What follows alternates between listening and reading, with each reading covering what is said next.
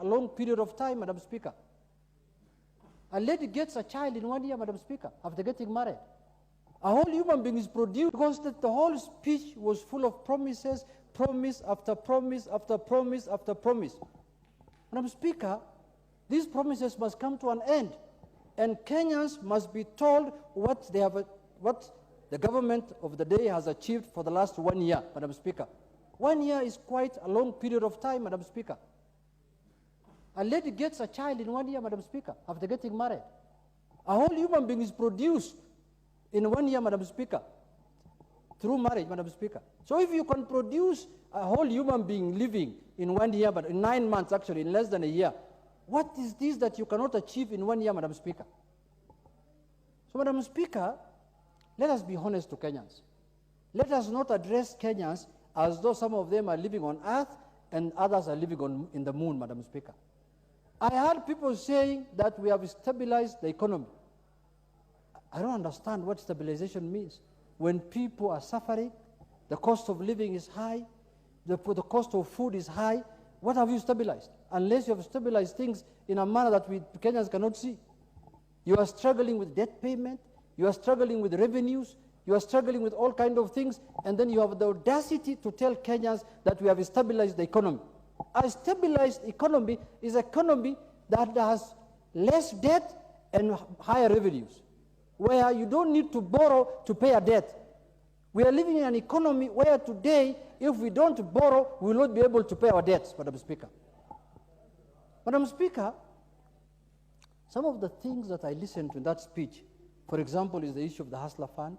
Somebody borrowed 740,000, and now he's a rich man. He has bought a tuk-tuk. Madam Speaker, I don't know if we are living in the same country or we are living in different parts of the world, Madam Speaker.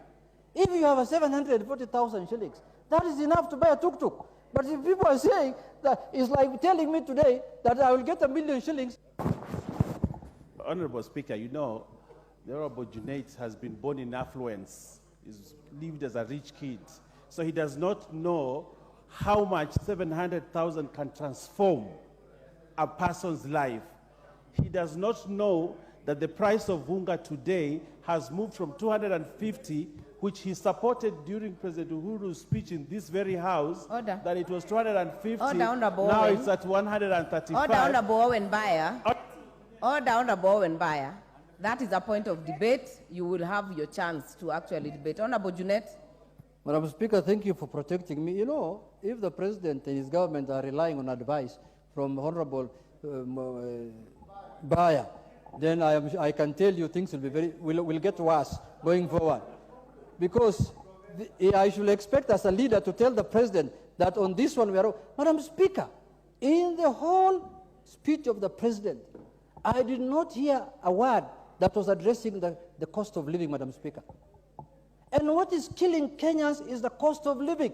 That is what this government promised to lower. They never promised to tell us that they are going to buy tuk-tuk for people, they are going to buy this for this. No, it's about ugali, it's about their stomachs, it is about their lives, Madam Speaker. Madam Speaker, I want to urge the government that in the next presidential address, which will be 2 years, a year from now, and it will be 2 years of this government, Madam Speaker, I hope and pray that there will be something... Your time is up. The next chance will go to... The next chance, I will not add. It is 5 minutes. I will not add. The next chance will go to the member for Westlands, Honorable Timothy Wanyonyi. Thank you, Madam Speaker. Thank you to give me a chance also to contribute to this presidential speech. Madam Speaker, when the President arrived here and when he stood up to speak,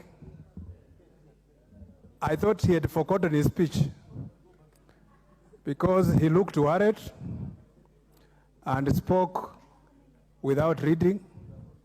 But later I realized that maybe he had memorized his speech.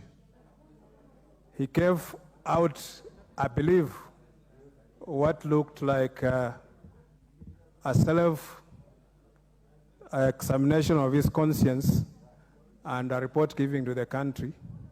Madam Speaker, only those who are sitting in government, I think they believe things are okay. But from the body language of the president, he is a worried man. Things are not working, and he just stopped informing the country that they are in trouble, that we are in trouble.